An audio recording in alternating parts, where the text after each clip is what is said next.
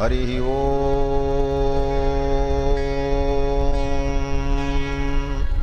तच्छंजोरावृणीमहे गातुं यज्ञाय गातुं यज्ञपतये दैवी स्वस्तिरस्तु नः स्वस्तिर्मानुषेभ्यः ऊर्ध्वं जिगातु भेषजम् शन्नो अस्तुद्विपदे सं चतुष्पदे सदसस्पतिमद्भुतं प्रियेमिन्द्रस्य काम्यं शनिं मेधामयाशिषं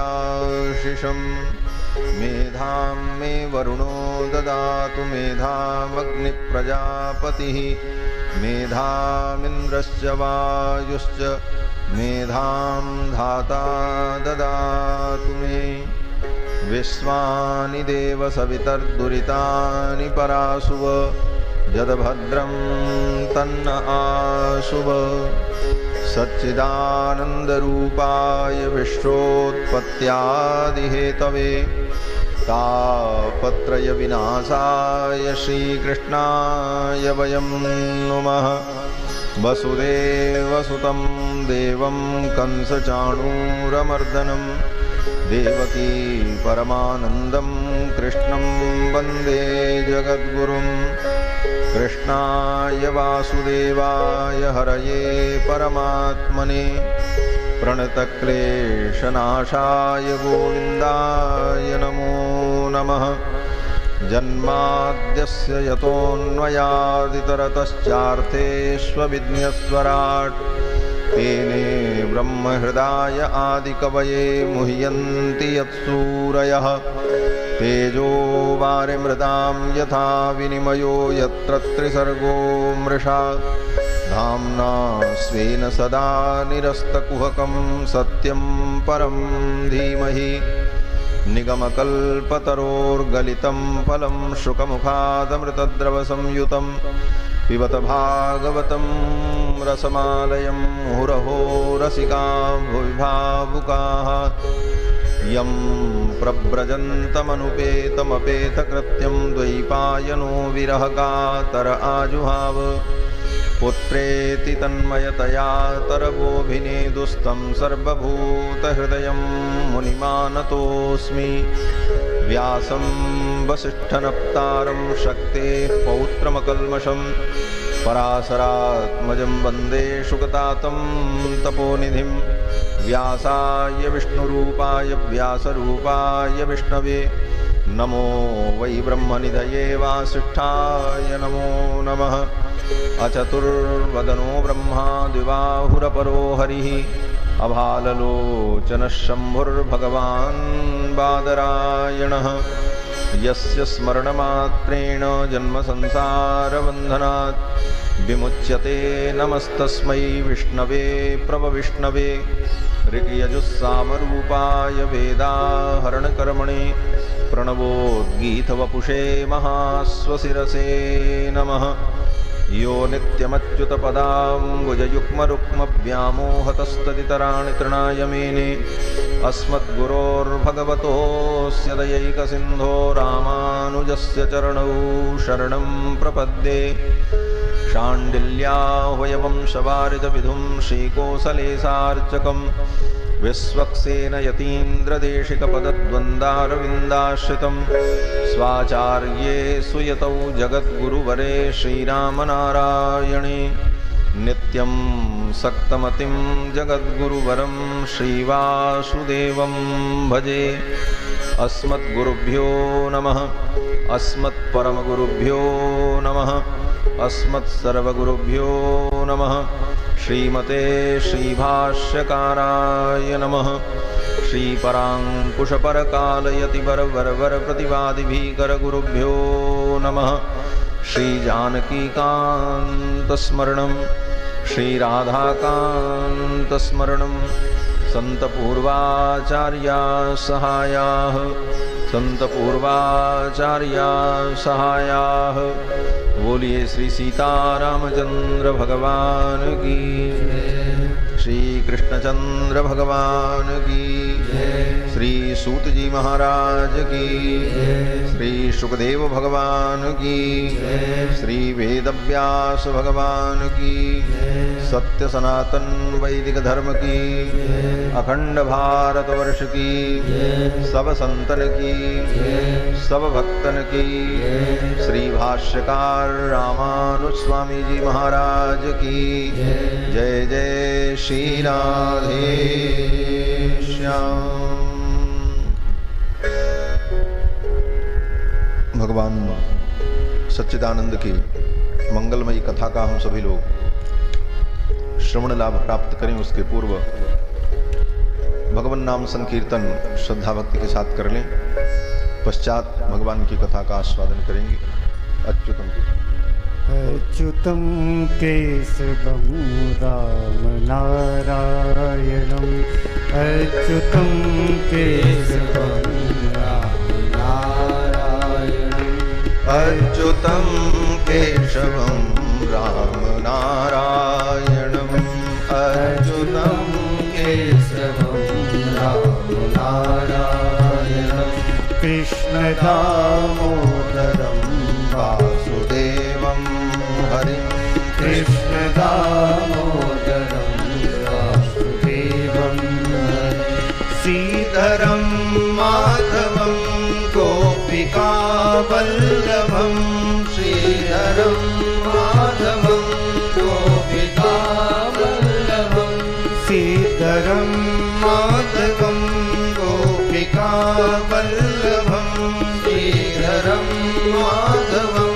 गोपिका वल्लभं, जानकी नायकं रामचन्द्रं भजे, जानकी नायकं रामचन्द्रं भजे, अच्युतं केशवं राम नारायणं, अच्युतं केशवं राम नारायणं, कृष्ण दामोदरं वासुदेवं हरिं, कृष्ण दामोदरं वासुदेवं हरिं, श्रीधरं माधवं गोपिका वल्लभं, श्रीधरं माधवं गोपिका वल्लभं, श्रीधरं माधवं गोपिका वल्लभं, श्रीधरं माधवं गोपिका वल्लभं, श्रीधरं माधवं गोपिका वल्लभं, श्रीधरं माधवं गोपिका वल्लभं, श्रीधरं माधवं गोपिका वल्लभं, श्रीधरं माधवं गोपिका वल्लभं, श्रीधरं माधवं गोपिका वल्लभं, श्रीधरं माधवं गोपिका वल्लभं, जानकी नायकं रामचन्द्रं भजे, जानकी नायकं रामचन्द्रं भजे, अच्युतं केशवं राम नारायणं, अच्युतं केशवं राम नारायणं, कृष्ण दामोदरं वासुदेवं हरिं, कृष्ण दामोदरं वासुदेवं हरिं, श्रीधरं माधवं गोपिका वल्लभं, श्रीधरं माधवं गोपिका वल्लभं, श्रीधरं माधवं गोपिका वल्लभं, श्रीधरं माधवं गोपिका वल्लभं, श्रीधरं माधवं गोपिका वल्लभं, श्रीधरं माधवं गोपिका वल्लभं, श्रीधरं माधवं गोपिका वल्लभं, श्रीधरं माधवं गोपिका वल्लभं, जानकी नायकं रामचन्द्रं भजे, जानकी नायकं अच्युतं केशवं नारायणं अच्युतं केशवं अच्युतं केशवं नारायणं अच्युतं केशवं कृष्ण दामोदरं वासुदेवं हरिं कृष्ण दामोदरं वासुदेवं हरिं श्रीधरं माधवं गोपिकावल्लभं श्रीधरं माधवं गोपिकावल्लभं श्रीधरं माधवं गोपिकावल्लभं श्रीधरं माधवं गोपिकावल्लभं जानकी नायकं रामचन्द्रं भजे जानकी नायकं रामचन्द्रं भजे अच्युतं केशवं नारायणं अच्युतं केशवं नारायणं कृष्ण दामोदरं वासुदेवं हरिं कृष्ण दामोदरं वासुदेवं हरिं अच्युतं केशवं रामनारायणं अच्युतं केशवं रामनारायणं कृष्ण दामोदरं वासुदेवं हरिं कृष्ण दामोदरं वासुदेवं हरिं श्रीधरं माधवं गोपिकावल्लभं श्रीधरं माधवं गोपिकावल्लभं श्रीधरं माधवं गोपिकावल्लभं श्रीधरं माधवं गोपिकावल्लभं श्रीधरं माधवं गोपिकावल्लभं श्रीधरं माधवं गोपिकावल्लभं जानकी नायकं रामचन्द्रं भजे जानकी नायकं रामचन्द्रं जानकी नायकं रामचन्द्रं भजे जानकी नायकं रामचन्द्रं भजे अच्युतं केशवं रामनारायणं अच्युतं केशवं रामनारायणं कृष्ण दामोदरं वासुदेवं हरिं कृष्ण दामोदरं वासुदेवं हरिं अच्युतं केशवं रामनारायणं अच्युतं केशवं रामनारायणं कृष्ण दामोदरं वासुदेवं हरिं कृष्ण दामोदरं वासुदेवं हरिं अच्युतं केशवं रामनारायणं अच्युतं केशवं रामनारायणं कृष्ण दामोदरं वासुदेवं हरिं कृष्ण दामोदरं वासुदेवं हरिं कृष्ण दामोदरं वासुदेवं हरिं कृष्ण दामोदरं वासुदेवं हरिं कृष्ण दामोदरं वासुदेवं हरिं कृष्ण दामोदरं वासुदेवं हरिं बोलो श्री कृष्णचंद्र भगवान की जय। श्री वृंदावन बिहारी लाल की जय। जय जय श्री राधे श्याम।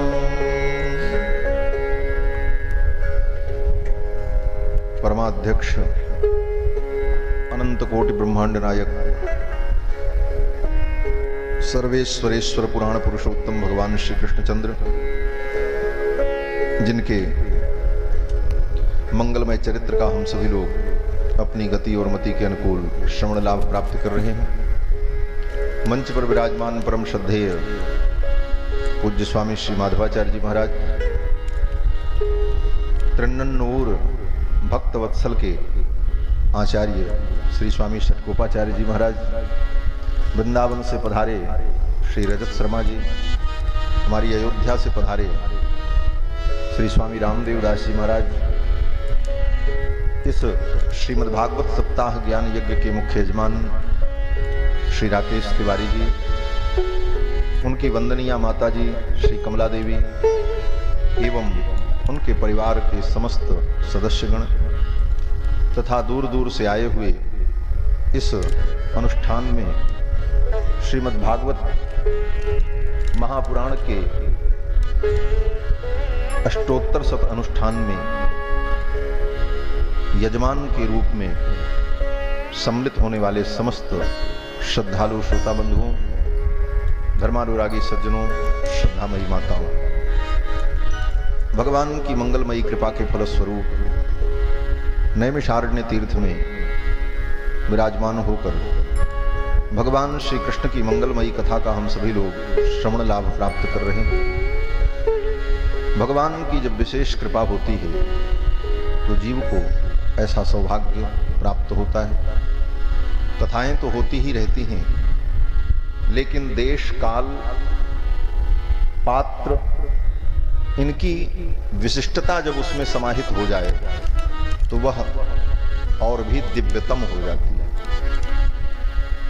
नैमिषारण्य जैसा तीर्थ, कृष्ण जन्माष्टमी जैसा पावन पर्व और श्रीमद् भागवत महापुराण की पावन कथा, यह दिव्यतम अनुष्ठान श्री भगवान हरि की कृपा से संपन्नता की ओर अग्रसर हो रहा है।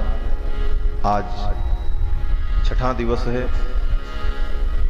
कल के सत्र में आप सभी लोगों ने श्रवण किया कि भगवान ने देवराज इंद्र के मान का मर्दन करने के लिए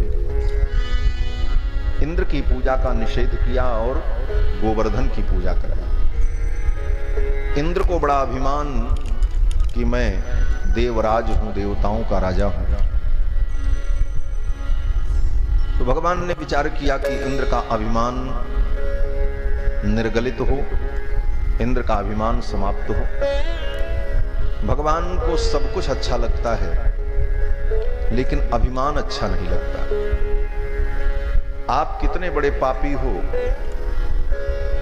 कितना पाप आपने किया है, ठाकुर की शरण में आ जाओ, ठाकुर स्वीकार कर लेंगे। लेकिन आप कितने बड़े भी धर्मात्मा हो, ज्ञानी हो, लेकिन अगर अभिमान है तो भगवान को अच्छा नहीं लगता। अभिमान भगवान को प्रिय नहीं है, कैसा भी अभिमान क्यों न हो। और समय आने पर भगवान उस अभिमान को नष्ट कर देते। बड़े बड़े अभिमानियों का अभिमान भगवान ने क्षण भर में नष्ट किया। बड़े बड़े अभिमानियों के गर्व को भगवान ने चूर कर दिया। यहां तक कि भगवान के अत्यंत सन्निकट में रहने वाले लोग जो हैं, उनके मन में भी अगर अभिमान आ जाए तो भगवान उनको भी नहीं छोड़ते। ये समझना, गरुड़ जी को भी एक बार अभिमान आ गया कि हम बड़े पराक्रमी हैं। तो द्वारकाधीश भगवान श्री कृष्ण ने लीला रच दी कि गरुड़ को अभिमान हो गया, इनका अभिमान दूर करें। गरुड़ जी से तो कुछ नहीं बोले। भगवान ने संकल्प किया और भगवान द्वारिकाधीश ने गरुड़ से कहा, पक्षीराज, मेरे एक त्रेता युग के भक्त हैं श्री हनुमान जी महाराज, मैं उनसे मिलना चाहता हूं, उनको बुला के ले आओ। गरुड़ जी ने पूछा, कहां रहते हैं? बोले, गंधमादन पर्वत पर रहते हैं। हनुमान जी महाराज पहुंच गए। बोले, चलो, आपको भगवान द्वारकाधीश ने बुलाया है। हनुमान जी महाराज उस समय संध्या वंदन कर रहे थे। तो हनुमान जी ने कहा, कौन से भगवान ने बुलाया है? तो गरुड़ जी ने कहा, द्वारकाधीश भगवान ने बुलाया है। तो हनुमान जी ने कहा, हम राम जी के अलावा कोई भगवान को जानते ही नहीं हैं। हनुमान जी ने कहा कि रामान नास्ति परायणम परतरम रामस्य दासोस्मि, हम तो राम जी के दास हैं। तो गरुड़ जी ने कहा, वो भगवान हैं, परमात्मा हैं, उनकी आज्ञा है, आपको चलना है। हनुमान जी ने कहा, बहस मत करो और जाओ। गरुड़ जी को लगा कि इनको जबरदस्ती ले चले। थोड़ी जोर जबरदस्ती करने की चेष्टा की तो हनुमान जी ने गरुड़ जी को ऐसे पकड़ा सब पंख उंख बटोरा और एक ही बार में ऐसे फेंका तो जाकर के द्वारिका के समुद्र में गिरे गरुड़ जी। सब पंख पानी में भीज गया, आए भगवान के सामने खड़े हो। तो भगवान ने पूछा, गरुड़ इस समय स्नान, इस समय तो संध्या वंदन का भी समय नहीं। भगवान ने भी मनोविनोद किया। तो गरुड़ जी बोले, महाराज आपने अपने किस भक्त के पास भेजा था? वो भक्त है कि राक्षस है? बोले क्यों? बोले भक्त तो वही जो भक्त को पहचान ले, और उसने मुझे उठा करके इतनी दूर फेंक दिया समुद्र में।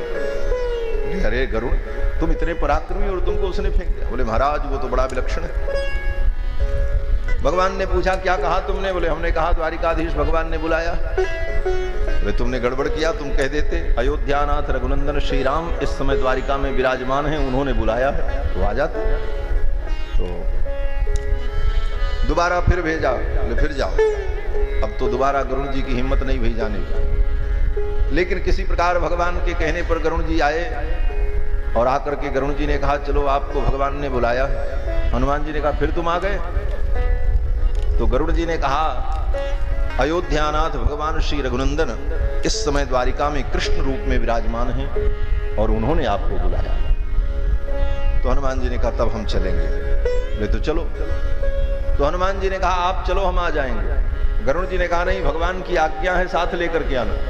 हनुमान जी ने कहा, तुम चलो मैं तुमसे पहले पहुंच जाऊंगा। गरुड़ जी को लगा कि मेरे वेग के समान तो दुनिया में किसी का वेग है नहीं, और ये मुझसे पहले कैसे पहुंच सकते हैं। लेकिन गरुड़ जी को पता नहीं है, मनोजमम मारुत तुल्य वेगम। ज्यादा जिद किया गरुड़ जी ने, तो हनुमान जी ने क्या किया, गरुड़ जी को ऐसे पकड़ा और पकड़ करके अपनी कांख में दबा लिया।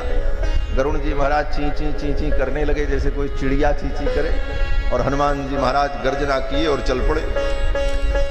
जब द्वारका में पहुंचे तो एक व्यक्ति को और अभिमान था, भगवान के चक्रराज सुदर्शन को, कि मुझसे ज्यादा देदीप्यमान तेज संपन्न कोई नहीं। तो भगवान ने सोचा थोड़ा इनका भी मान मर्दन हो जाए। द्वार पर उन्हीं को खड़ा कर दिया। बोले देखो कोई आवे तो पूछ लेना, परिचय पूछना, और मेरी अनुमति के बिना किसी को आने मत देना। हनुमान जी आए, भगवान के सुदर्शन चक्र द्वार पर खड़े थे। हनुमान जी भीतर जाने लगे तो सुदर्शन चक्र ने रोक दिया, भीतर नहीं जा सकता। हनुमान जी ने पूछा, तुम कौन हो? तो सुदर्शन चक्र ने कहा, हम भगवान के द्वारपाल हैं। हनुमान जी ने कहा, तुम कब से द्वारपाल बन गए? सबसे पुराने द्वारपाल तो हम हैं, राम द्वारे तुम रखवारे, और ये तुम द्वारपाल कब से बन गए? बोले नहीं, यहाँ तो हम ही द्वारपाल हैं। हनुमान जी ने कहा, भगवान के दरबार में एकमात्र द्वारपाल तो मैं ही हूँ। सुदर्शन जी ने ज्यादा जिद की तो हनुमान जी ने क्या किया, बोले सुदर्शन जी को एक फूंक मारी, ऐसे फूंकिया, तो जैसे फूंक मारने पर दीपक बुझ जाए उसी प्रकार सुदर्शन जी का तेज घट गया, और सुदर्शन जी को उठाया हनुमान जी ने और गप्प से अपने मुंह के अंदर रख लिया। लीले उताहि मधुर फल जान। जैसे हनुमान जी महाराज ने सूर्य को निगल लिया, उसी प्रकार सुदर्शन को मुख में रख लिया। और हनुमान जी आए, भगवान को साष्टांग प्रणाम किया। भगवान तो सब लीला जान ही रहे थे। बड़ी लंबी कथा है। यहां पर सत्यभामा जी को भी बड़ा अभिमान था कि मैं बड़ी सुंदर हूं, मुझसे सुंदर दुनिया में कोई नहीं। तो भगवान ने सत्यभामा जी से कहा, जल्दी करो जल्दी करो, मेरे त्रेता युग के भक्त हनुमान आ रहे हैं और मैं उन्हें राम रूप में दर्शन दूंगा, तो मैं तो राम रूप में हो जाऊंगा, तुम जल्दी से सीता का वेश धारण कर लो। तो सीता जी का वेश धारण करने के लिए सत्यभामा जी ने क्या किया, बोले वाल्मीकि रामायण लेकर के सवेरे से शाम तक पढ़ती रही कि सीता जी का रूप कैसा है, उनकी आकृति प्रकृति कैसी है, वो कैसे बोलती थी, क्योंकि अभिनय करना था। पूरा परिश्रम करके सब पढ़ करके रिहर्सल करके तैयार हो करके भी वो सीता जैसी प्रतीत नहीं हुई। भगवान ने देखा, भगवान ने कहा, देवी आपके अंदर सीता के एक भी लक्षण नहीं दिखाई पड़ रहे हैं, हनुमान पहचान जाएगा, सारी लीला बिगड़ जाएगी। सत्यभामा जी तैयार होती ही रह गई, तब तक हनुमान जी पहली ड्योढ़ी पर आ गए। भगवान द्वारिकाधीश ने कहा, अब आपसे काम होने वाला नहीं। रुक्मिणी जी के ओर इशारा किया और रुक्मिणी जी जैसे थी उसी प्रकार सहज भाव से आकर के भगवान के बगल में बैठ गए। द्वापर युग में तो रुक्मिणी ही सीता है। राघवत्वे भवत सीता रुक्मिणी कृष्ण जन्मनि, अन्येष्वतारेषु विष्णुरेशान पायिनी, देवत्वे देवदेहेयम मनुष्यत्वे च मानुषी। आकर के रुक्मिणी जी बगल में विराजमान हो गई। हनुमान जी महाराज आए और हनुमान जी ने भगवान के चरणों में प्रणाम किया। बलराम जी महाराज रामानुज के रूप में, लक्ष्मण के रूप में हो गए। सारी लीला तैयार। हनुमान जी ने प्रणाम किया। रामम रामानुजम सीताम भरतम भरतानुजम सुग्रीवम वायुसूनुम च प्रणमामि पुनः पुनः। हनुमान जी महाराज ने भगवान के चरणों में प्रणाम निवेदन किया। भगवान ने पूछा, हनुमान तुमको कोई बुलाने नहीं गया था?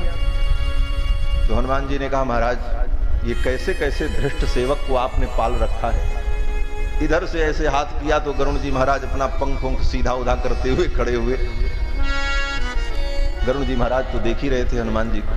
भगवान ने पूछा, अच्छा ये बताओ हनुमान, द्वार पर कोई नहीं मिला? तो हनुमान जी ने कहा, महाराज कैसे कैसे धृष्ट सेवकों को आपने पाल रखा है। ये आपका सेवक कहता हम राम जी के द्वारपाल हैं और पुराना द्वारपाल तो मैं हूं। और एक धक्का हनुमान जी ने ऐसे दिया तो सुदर्शन भगवान वहां छटक करके गए, क्योंकि गले में उनको रखा था। वो बंदर अपने गले की थैली में खाने का सामान जैसे रख लेता, उसी प्रकार हनुमान जी महाराज सुदर्शन जी को इसी में रखे थे मुंह। इधर से जब ऐसे ठोंका तो सुदर्शन भगवान निकल करके उधर खड़े हुए। सुदर्शन जी का अहंकार विगलित हो गया। भगवान ने इशारा करते हुए कहा, जाओ जाओ समुद्र स्नान करके आओ, पवित्र होकर के आओ। तब सुदर्शन भगवान ने जाकर के समुद्र में स्नान किया। कहने का भाव कि भगवान को अहंकार प्रिय नहीं। किसी भी प्रकार का मद गर्व अगर है तो भगवान उस गर्व को चूर कर दे। इंद्र को भी बड़ा गर्व कि मैं स्वर्ग का राजा हूं, तो भगवान ने उपक्रम किया, गोवर्धन पूजा कराई और स्वयं गोवर्धन पर्वत पर एक रूप में भगवान प्रकट हो गए और एक रूप से भगवान ब्रजवासियों के बीच में खड़े रहे। गोवर्धन पर्वत के शिखर पर प्रकट होकर के भगवान ने मेघ गंभीर वाणी में कहा कि शैलोस्मीति ब्रुवन् भूरि बलिमा ददत् बृहत् वपुः। हे ब्रजवासियों, मैं ही गोवर्धन देवता हूं और ये जो भी पूजा की सामग्री लाए हो ये सब मुझे अर्पित करो, मेरी पूजा करो। ब्रजवासियों ने देखा, ब्रजवासियों ने कहा, भैया ये दिव्य देवता। भगवान ने कहा, यही गोवर्धन देवता। अब तो सभी ब्रजवासियों ने प्रणाम किया गोवर्धन महाराज। तो एक ने कहा, भैया ये तेरा देवता तो बड़ा विलक्षण है। भगवान ने कहा, क्यों? बोले, आज तक हम लोगों ने कितने वर्षों से इंद्र की पूजा की, लेकिन आज तक स्वप्न में भी इंद्र ने दर्शन नहीं दिया। और ये तुम्हारे देवता कितने कृपालु हैं कि अभी हमने पूजा भी नहीं की और दिव्य दर्शन दे रहे हैं। भगवान ने कहा, ये मेरे देवता हैं। तब तक बगल में मनसुखा खड़ा था। मनसुखा ने भगवान को देखा और फिर वो गोवर्धन देवता को देखा, फिर भगवान को देखा। तो भगवान ने कहा, अरे मनसुखा, तू बार बार मुझे क्यों देख रहा है? तो मनसुखा ने कहा, भैया मैं ये देख रहा हूं कि तुम यहां हो कि वहां हो। भगवान ने कहा, भैया मैं तो तुम्हारे पास हूं। तो मनसुखा ने कहा, भैया ये देवता भी तुम्हारे जैसे ही दिख रहा है। नाक, आंख, कान, आकृति, प्रकृति सब तुम्हारी जैसी है। भगवान ही तो गोवर्धन के रूप में प्रकट थे। तो भगवान ने कहा, भैया ये मेरे देवता हैं और जो व्यक्ति जैसा होता है उसके देवता भी वैसे ही होते हैं। जदन्न पुरुषो भवति तदन्नास्तस्य देवता। जो जैसा होता है उसके देवता भी वैसे ही होते हैं, इसलिए मेरे देवता हैं। फिर तो ब्रजवासियों ने गोवर्धन महाराज की पूजा की, बड़े विधि विधान से पूजन किया, 56 प्रकार के व्यंजन भोग लगाए। भोग लगाने के बाद गोवर्धन महाराज की आरती उतारी और सबने प्रसाद ग्रहण किया, गोवर्धन की परिक्रमा की। और फिर भगवान ने कहा, देखो भैया गोवर्धन महाराज की पूजा की है हम लोगों ने और गोवर्धन महाराज का प्रसाद पाया, तो प्रसाद पाकर के भजन करना चाहिए।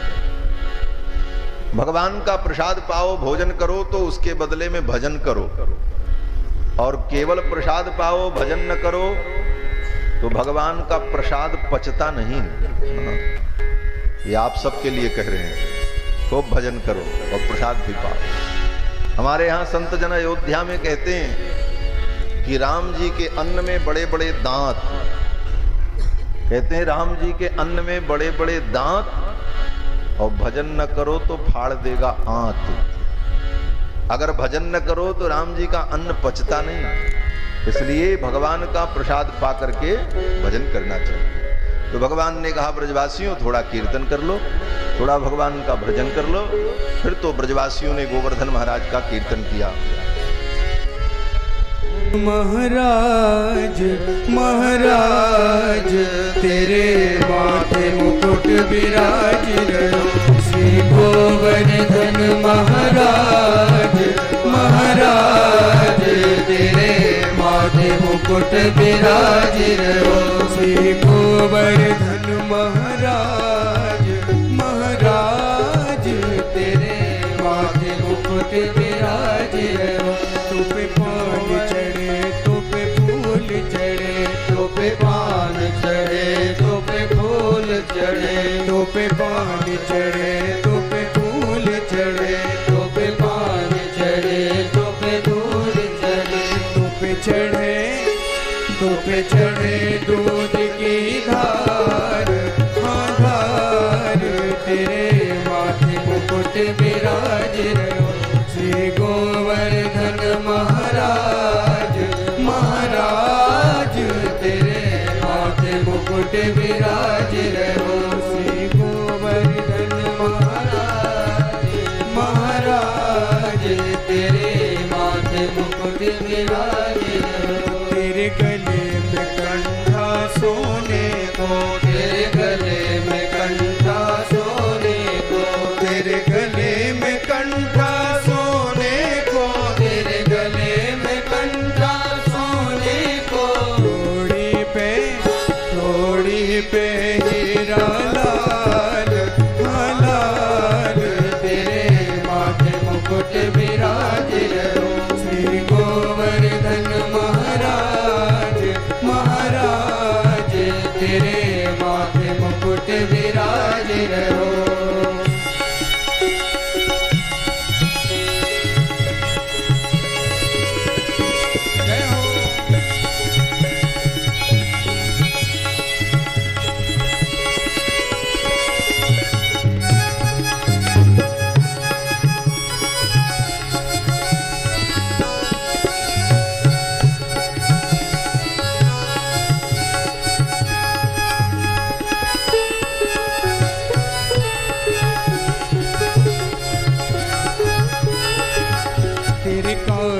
कुंडल सोई रहे, तेरे कानन कुंडल सोई रहे, तेरे कानन कुंडल सोई रहे, तेरे कानन कुंडल सोई रहे, तेरे कानन कुंडल सोई रहे, तेरे कानन कुंडल सोई रहे।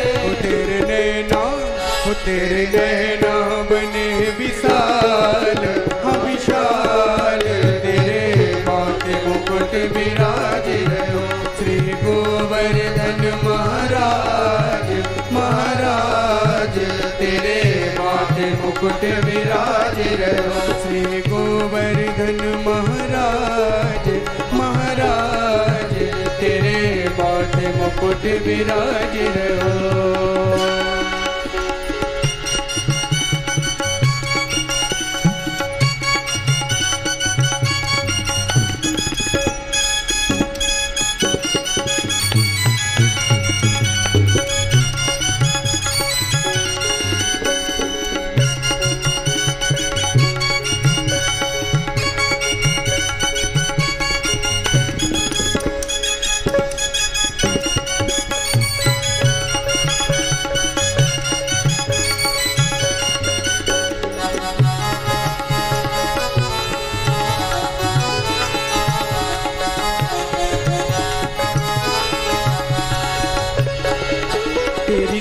सात कोस की परिक्रमा, तेरी सात कोस की परिक्रमा, तेरी सात कोस की परिक्रमा, तेरी सात कोस की परिक्रमा, तेरी सात कोस की परिक्रमा, तेरी सात कोस की परिक्रमा। जय चकलेश्वर विशाम विशाम, तेरे माथे मुकुट विराज रहो, श्री गोवर्धन महाराज महाराज, तेरे माथे मुकुट विराज रहो, श्री गोवर्धन महाराज महाराज, तेरे माथे मुकुट विराज रहो, तेरे माथे मुकुट विराज रहो, तेरे माथे मुकुट विराज रहो।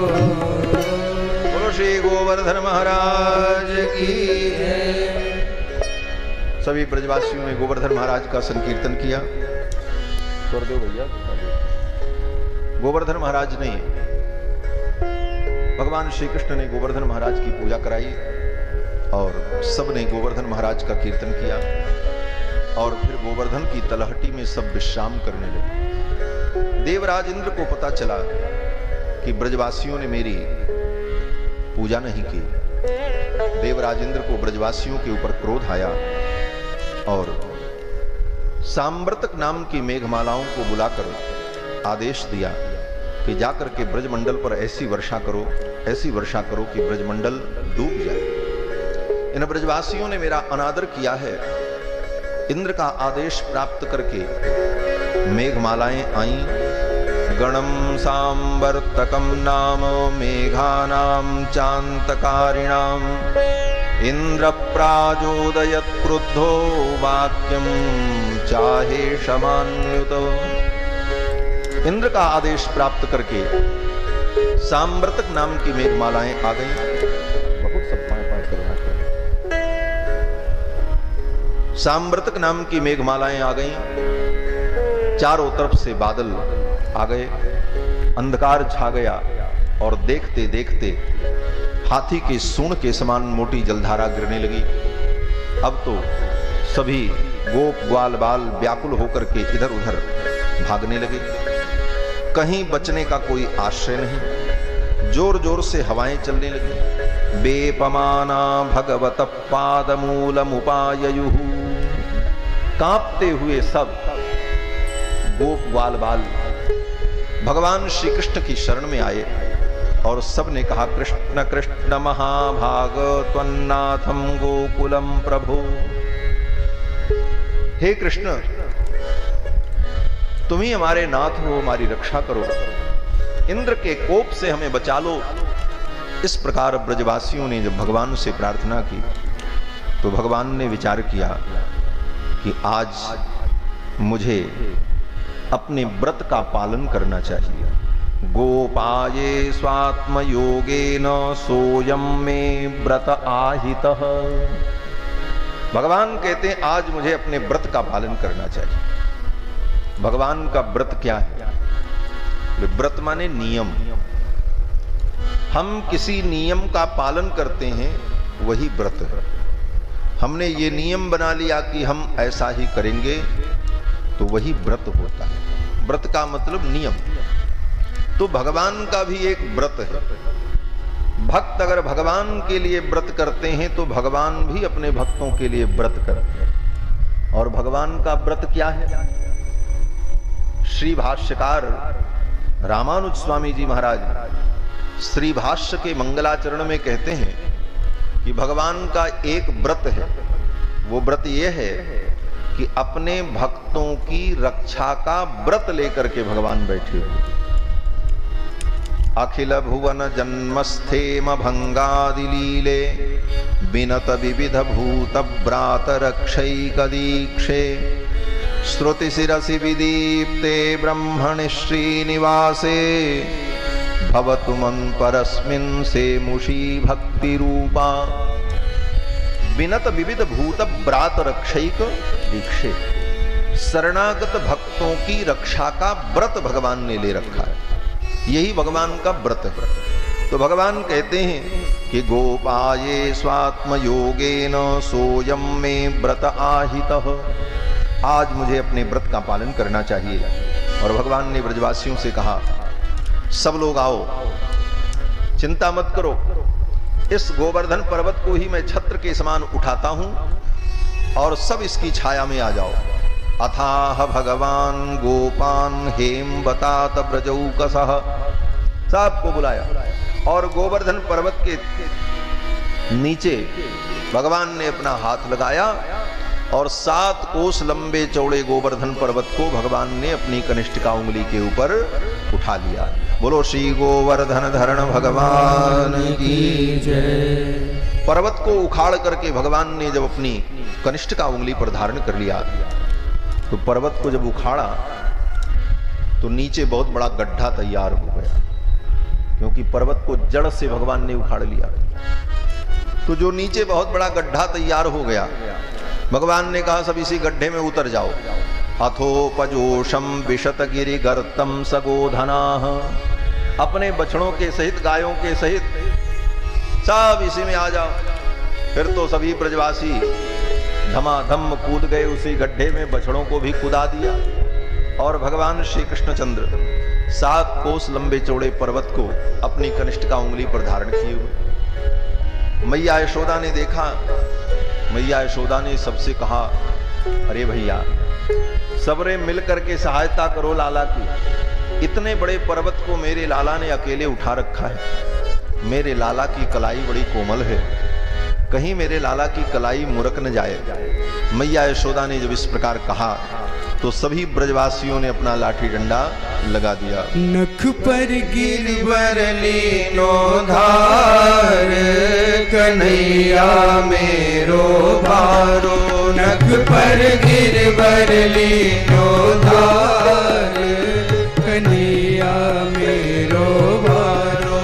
नख पर गिरवर लीनो धार, कन्हैया मेरो भारो। नख पर गिरवर लीनो धार, कन्हैया मेरो भारो। कन्हैया मेरो भारो, कन्हैया मेरो भारो। कन्हैया मेरो भारो, कन्हैया मेरो भारो। कैसे झेले इतनो भार, कन्हैया मेरो भारो। नख पर गिरवर लीनो धार, कन्हैया मेरो भारो। यूं कहे यशोदा मैया, निक जोर लगाओ मेरे भैया। यूं कहे यशोदा मैया, निक जोर लगाओ मेरे भैया। गिरवर में बोझ अपार, कन्हैया मेरो भारो।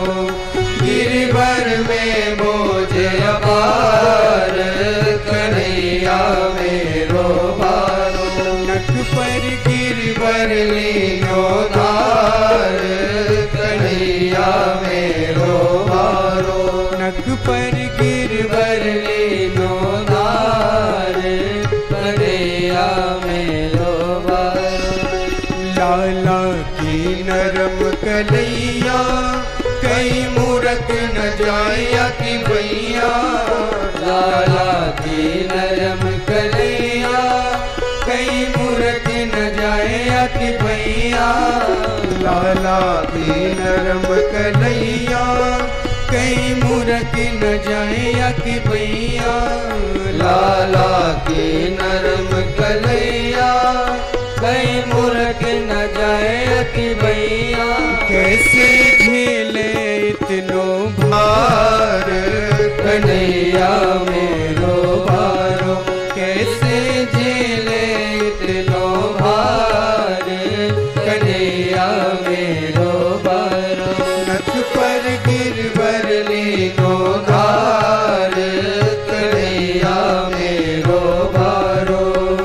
जब कोप इंद्र ने कीनो, ब्रज गोबर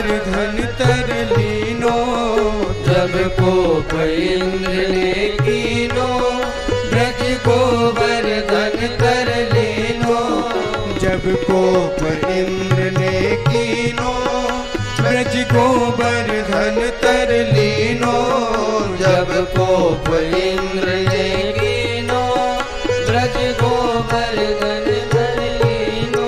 बादल बरस बरस गए हार, कन्हैया मेरो भारो। बादल बरस बरस गए हार, कन्हैया मेरो भारो। नख पर गिरवर लीनो धार, कन्हैया मेरो भारो। नख पर गिरवर लीनो धार, कन्हैया मेरो भारो। यूं कहे पूछरी मारो, लठिया को दियो सहारो। यो कहे पूछरी मारो, लठिया को दियो सहारो। यो कहे पूछरी मारो, लठिया को दियो सहारो। यो कहे पूछरी मारो, लठिया को दियो सहारो। मन भजले कृष्ण मुरारे, कन्हैया मेरो भारो। रे मन भजले कृष्ण मुरारे, कन्हैया मेरो भारो। नख पर गिरवर लीनो धार, कन्हैया मेरो भारो। नख पर गिरवर लीनो धार, कन्हैया मेरो भारो। हाँ कन्हैया मेरो भारो, हाँ कन्हैया मेरो भारो। गुरु श्री गोवर्धन धरण भगवान की जय। श्री बालकृष्ण लाल की जय। जय जय श्री राधे श्याम। 7 कोस लंबे चौड़े गोवर्धन पर्वत को भगवान ने अपनी कनिष्ठिका उंगली के ऊपर धारण किया। 7 दिन 7 रात्रि तक भगवान पर्वत को धारण किए रहे। देवराज इंद्र वर्षा करते रहे। वर्षा करते करते जब 7 दिन बीत गया तो देवराज इंद्र ने सोचा अब चलो चल करके देखते हैं, अब तो ब्रजवासी सब डूब गए होंगे, मर गए होंगे। देवराज इंद्र अपने ऐरावत पर बैठ करके आकाश मार्ग से आए। देवराज इंद्र ने देखा 7 वर्ष के बालक ने इतने बड़े पर्वत को उठा रखा है। इस दृश्य को देखकर, इस अलौकिक लीला को देख करके इंद्र को यह अनुभव हो गया कि ये साक्षात ईश्वर है, परमात्मा है। मैंने इनकी लीला में विघ्न किया। फिर तो इंद्र ने वर्षा बंद कर दी। भगवान ने पर्वत को यथास्थान रख दिया। भगवान अपितम शैलम स्वस्थाने पूर्ववत प्रभु, पश्यताम सर्वभूतानां स्थापयामास लीलया। लीला पूर्वक भगवान ने पर्वत को यथास्थान रख दिया। फिर तो जितने ब्रजवासी थे सब बड़े आश्चर्यचकित हुए।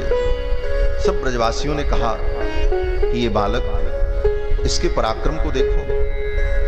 7 वर्ष की अवस्था और इतने बड़े पर्वत को इसने अपनी कनिष्ठिका उंगली पर उठा लिया।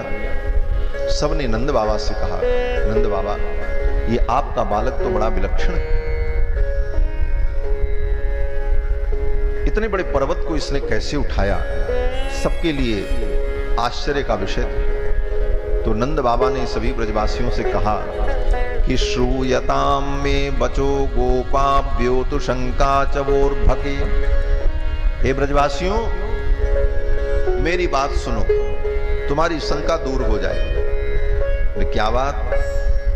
तो नंद बाबा कहते हैं कि जब गुरुदेव श्री गर्गाचार्य जी महाराज इस बालक का नामकरण करने आए थे तो उन्होंने नामकरण करते हुए कहा था कि वर्णास्त्रयः किलास्यासन गृह्णतोऽनुयुगं तनूः शुक्लो रक्तस्तथा पीतो इदानीं कृष्णतां गतः।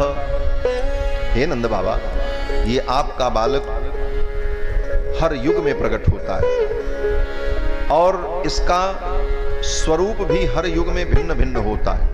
शुक्लो रक्तस्तथा पीतो, सतयुग में शुक्ल वर्ण, त्रेता में रक्तवर्ण और द्वापर में पीत वर्ण और इदानीं कृष्णतां गतः, इस समय ये कृष्ण वर्ण है इसलिए इसका नाम कृष्ण होगा। और ये बालक बड़ा विलक्षण है, इसके अंदर भगवान नारायण के दिव्य गुण हैं।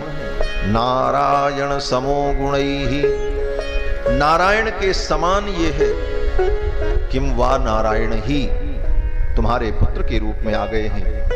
तो हे ब्रजवासियों, मुझे तो यही अनुभव होता है। नंद बाबा के इन वचनों को सुनकर के ब्रजवासियों का भी विश्वास दृढ़ हो गया कि ये हमारा परम सौभाग्य है कि साक्षात भगवान नारायण हमारे मध्य में बालक के रूप में प्रकट होकर हमारे परिजन बनकर, हमारे संबंधी बनकर हमारे बीच में लीला कर रहे हैं। ये हमारा परम सौभाग्य है। ब्रजवासी बड़े आनंदित हुए।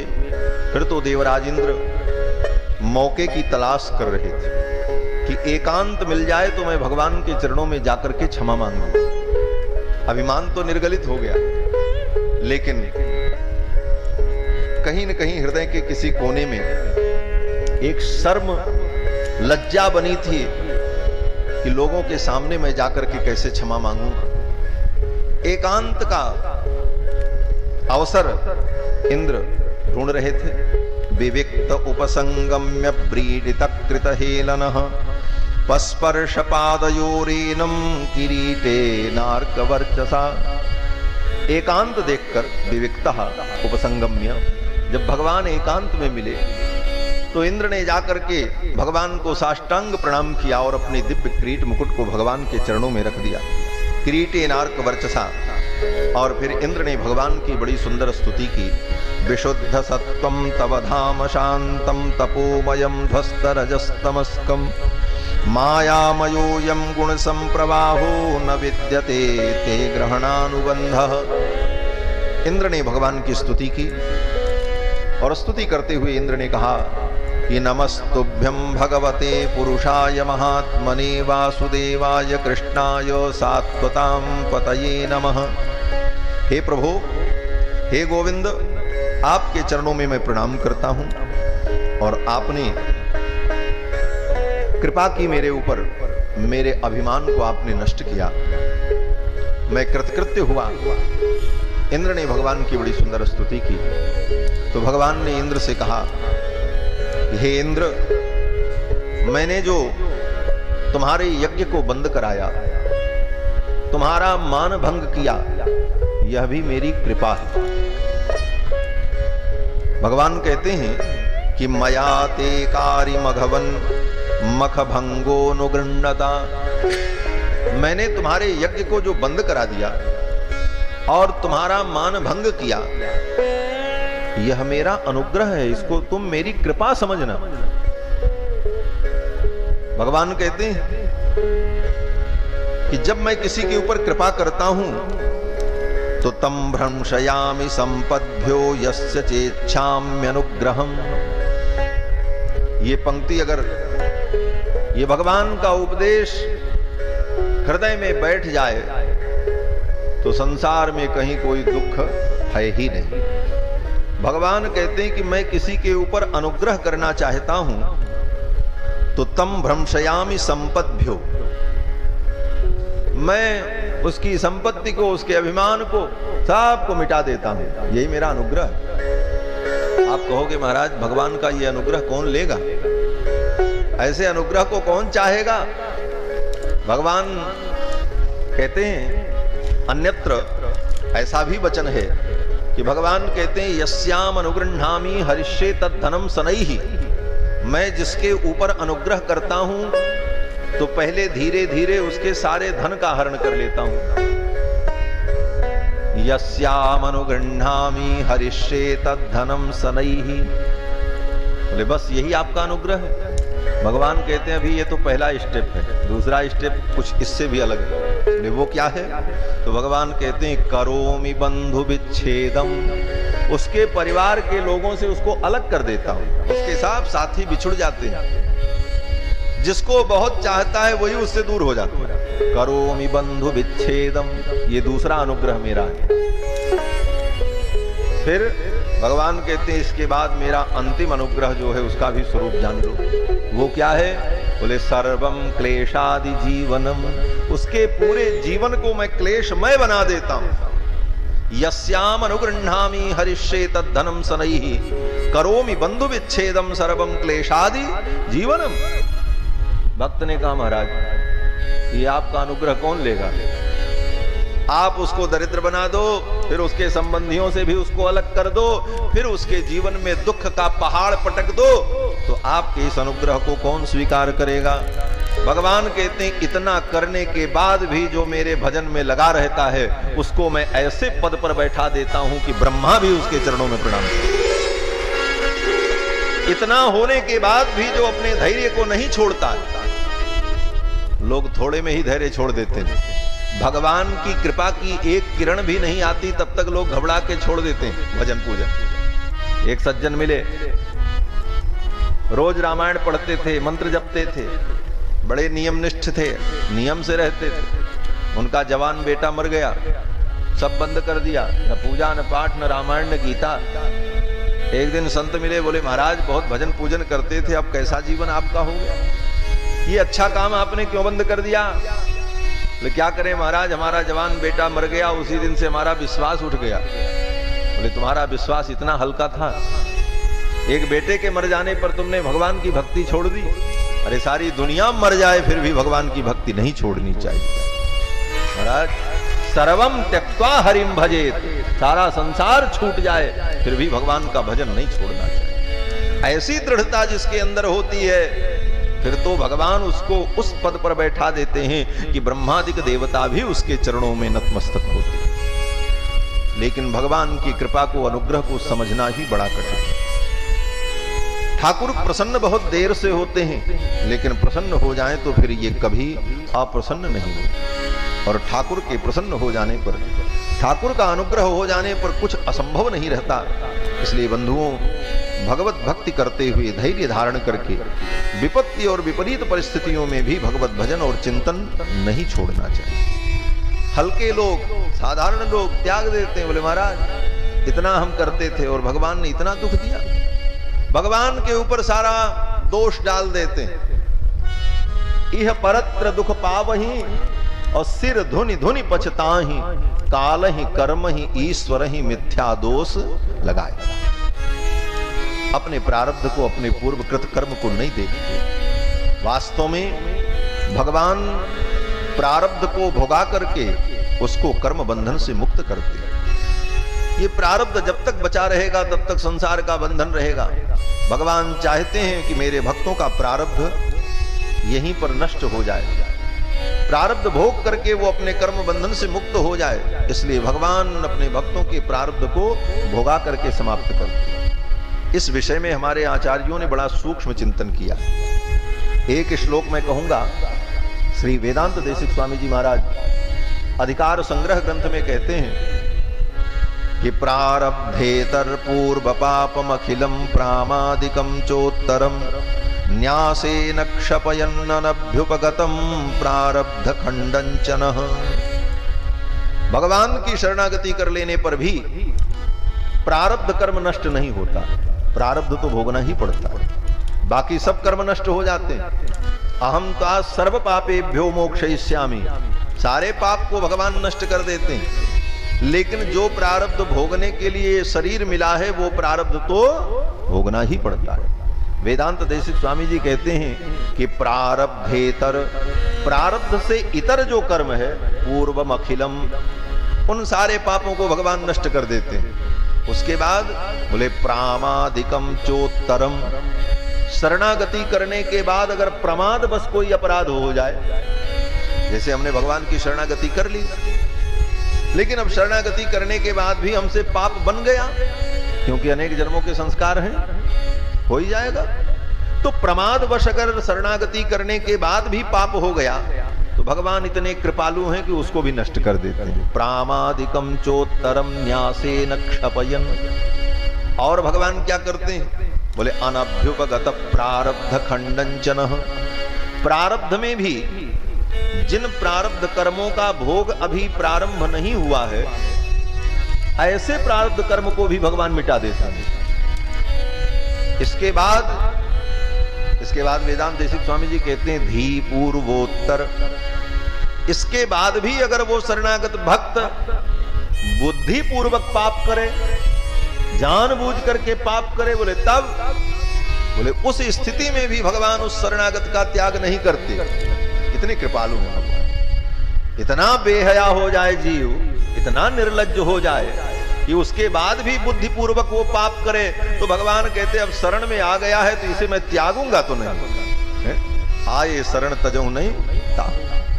अगर शरणागति करने के बाद भी वो बुद्धि पूर्वक पाप करता है तो वेदांत देशिक स्वामी जी कहते हैं कि भगवान उसको इसी जन्म में उसके उन पाप कर्मों का फल भोगा करके उसके प्रारब्ध को मिटा करके उसे अपने धाम में बुला लेते हैं, उसे त्यागते हैं। यही भगवान की अपार करुणा है।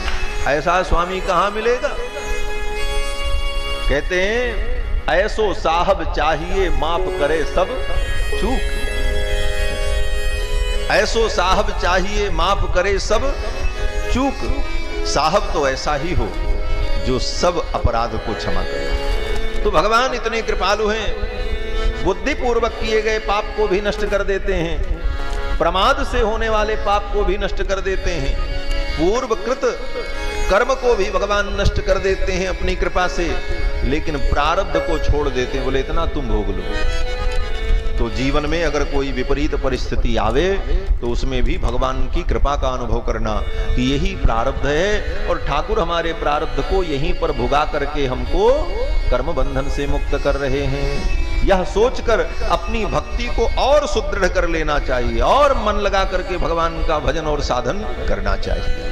ये सिद्धांत है। भगवान कहते हैं हे इंद्र, जब मैं किसी के ऊपर अनुग्रह करता हूं तो तम भ्रंशयामि संपद्भ्यो यस्य चेच्छाम्यनुग्रहम्। इंद्र को भगवान ने सांत्वना दी, उपदेश दिया। उसी समय स्वर्ग से कामधेनु आई सुरभि, सुरभि के पय से दूध से भगवान का अभिषेक हुआ।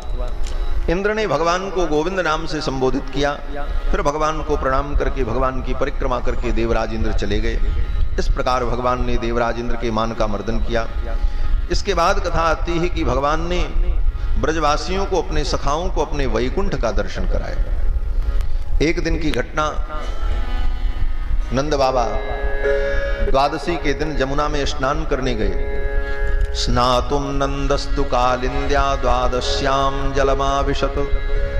द्वादशी के दिन जमुना में स्नान करने के लिए नंद बाबा गए और समय का ठीक ठीक परिज्ञान न होने के कारण आसुरी वेला में ही जाकर के जमुना में प्रवेश कर गए। उस समय वरुण के सेवक असुरों ने नंद बाबा को पकड़ लिया और वरुण लोक लेकर के चले। वरुण पास में बांध करके नंद बाबा को वरुण लोक लेकर के जब चले गए, नंद बाबा नहा करके नहीं लौटे। सवेरा हो गया। गोप ग्वाल बालों ने जाकर के देखा, जमुना के तट पर बाबा का लोटा पड़ा है, सोटा पड़ा है, लंगोटा पड़ा है और बाबा गायब। कपड़ा तो रखा है, छड़ी रखी है, लोटा रखा है और बाबा नहीं। सबने कहा अरे लगता है बाबा डूब गए, बह गए। अब तो रोना धोना शुरू हो गया। भगवान श्री कृष्ण को जब पता चला तो भगवान श्री कृष्ण ने दिव्य दृष्टि से सब कुछ देख लिया, जान लिया।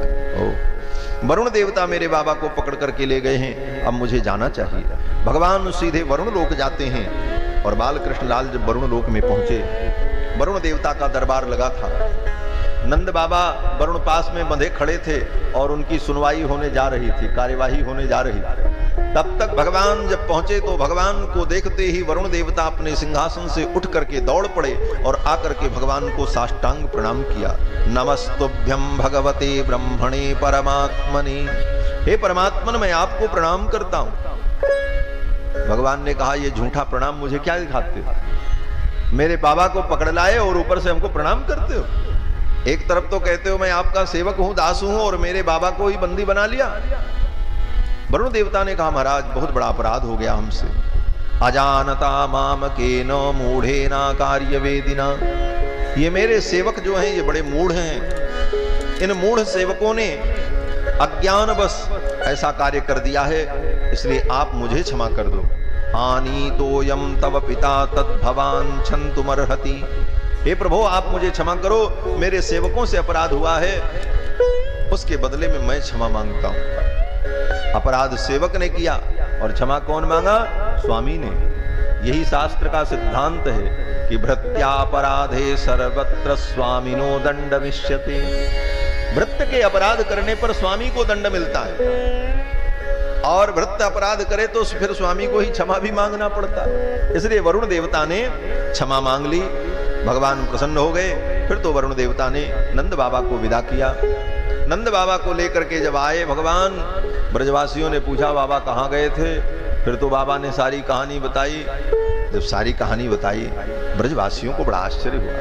भगवान के सखाओं ने, हंसुक मनसुक श्रीदामा साहब ने कहा, कन्हैया तू वरुण लोक चला गया। नंद बाबा ने कहा, वहां वरुण ने मेरे बेटे की छोरे की बड़ी पूजा की, बड़ा सम्मान किया, साहब चरणों में प्रणाम करने लगे। ब्रजवासियों ने कहा, निश्चित रूप से कृष्ण कोई दिव्यात्मा है, यह साधारण नहीं है, ये तो कोई दिव्य लोक से अवतरित पुरुष है। ब्रजवासियों ने कन्हैया से कहा, कोई संकोच तो था नहीं, मित्र ही थे सब, यन मित्रम परमानंदम। सभी सखाओं ने कहा, कन्हैया आज तो तुझे बताना पड़ेगा कि तू किस दिव्य लोक से आया है। तू किसी साधारण लोक का प्राणी नहीं है, तू साधारण नहीं है। आज तुझे बताना पड़ेगा कि तेरा लोक कहां है, तू किस लोक से आया है। तो भगवान ने भी उसी सहज भाव से कह दिया, मेरा दिव्य लोक जो है ना, वो समस्त सृष्टि से परे है। कहां है? भगवान ने कहा, जहां सूर्य की गति नहीं, चंद्रमा की गति नहीं। यद गत्वा न निवर्तन्ते तद्धाम परमं मम, न तत्र भासयते सूर्यो न शशांको न पावकः। जहां सूर्य चंद्रमा का भी प्रकाश नहीं जाता, समस्त ब्रह्मांड से परे विरजा नदी के उस पार मेरा जो धाम है, उसका नाम है त्रिपाद विभूति, उसे वैकुंठ कहते हैं। सत्यम ज्ञानम अनंतम यद ब्रह्म ज्योति सनातन, वो मेरा धाम। ब्रजवासियों ने कहा, भैया हमको भी दिखा दो। तो जैसे मानो ठाकुर जी के पॉकेट में रखा है, अभी निकाल के दिखा दे। ब्रजवासियों ने कहा, हमको भी दिखा दो। लेकिन भगवान के लिए तो असंभव कुछ नहीं। ठाकुर जी ने कहा, अच्छा बंद करो अपनी आंखें।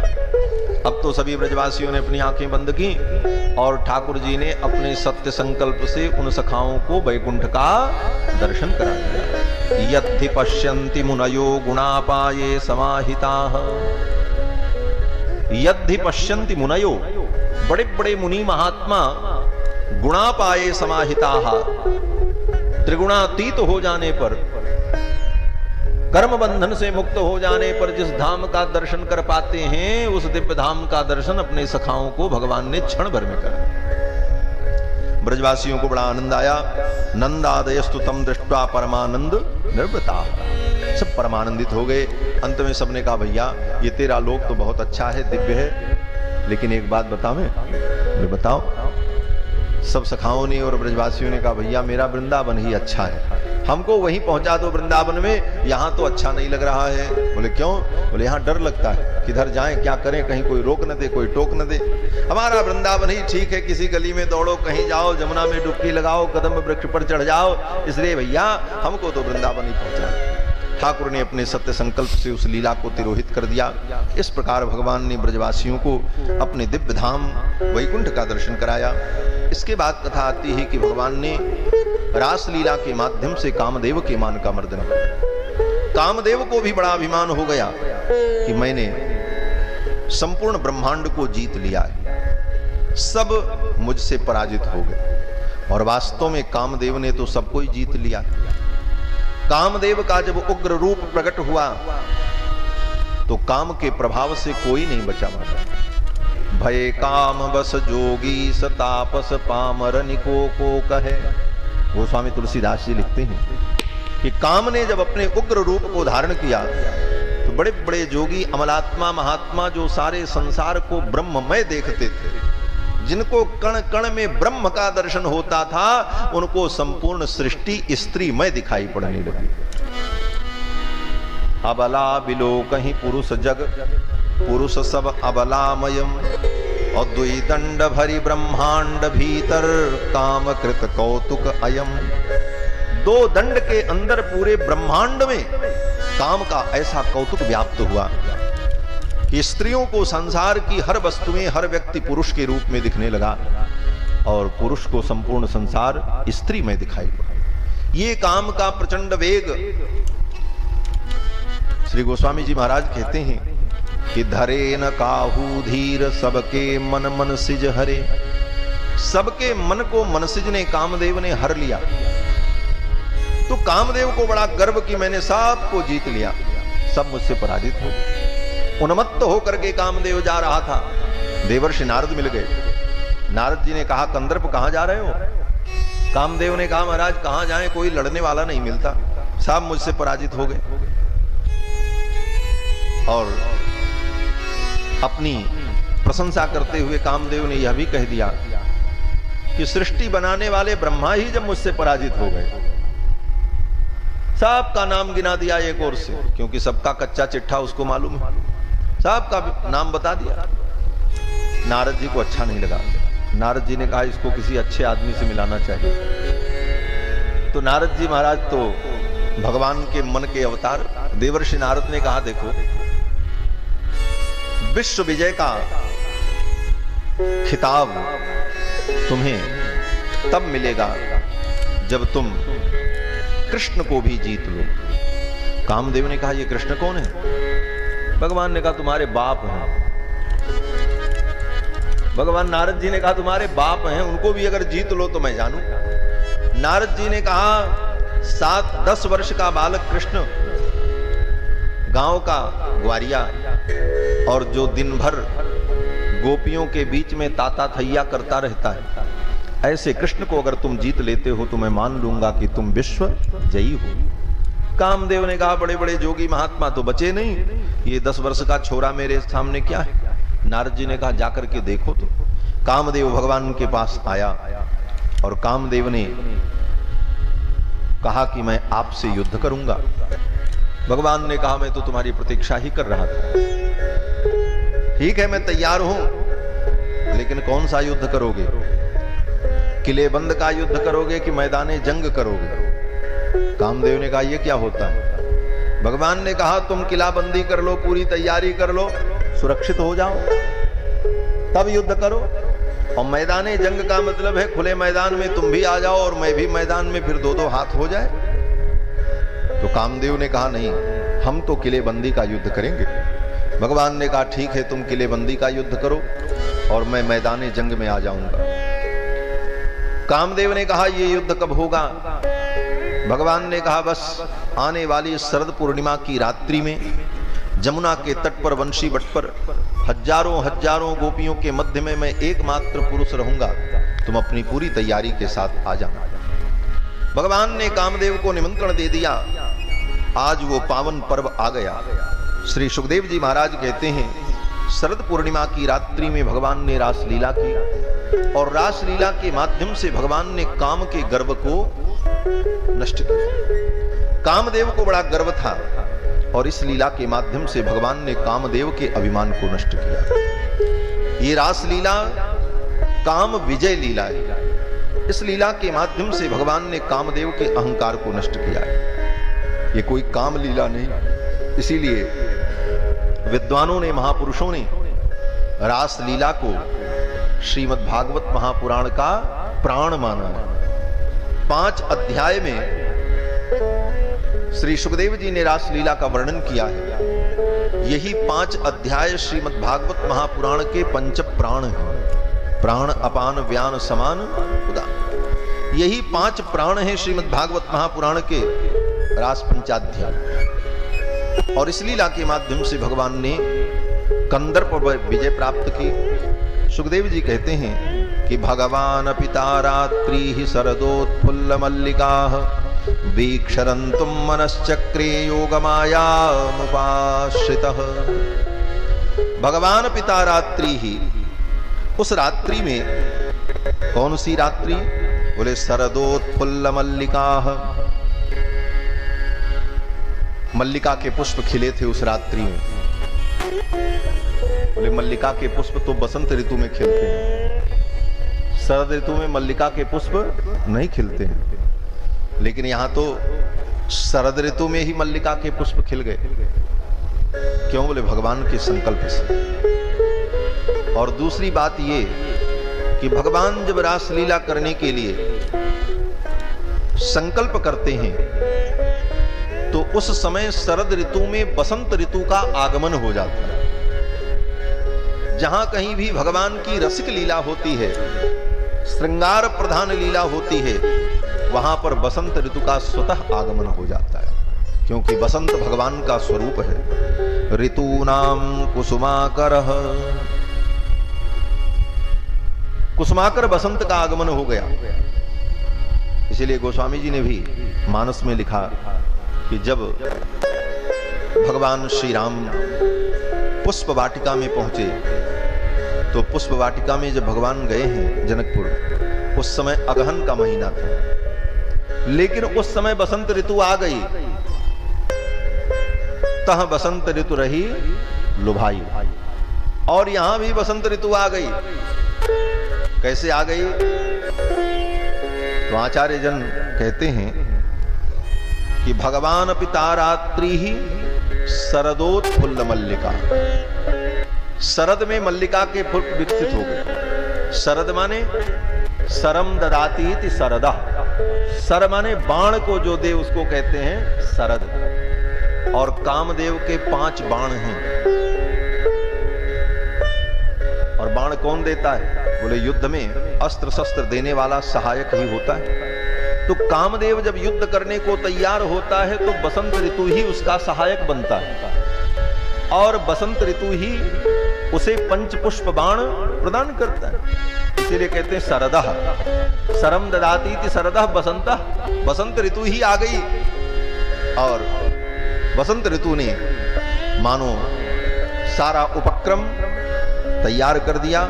वीक्षरन्तुम मनश्चक्रे योगमायामुपाश्रितः, और भगवान ने अपनी योग माया का आश्रय लेकर रासलीला का संकल्प किया।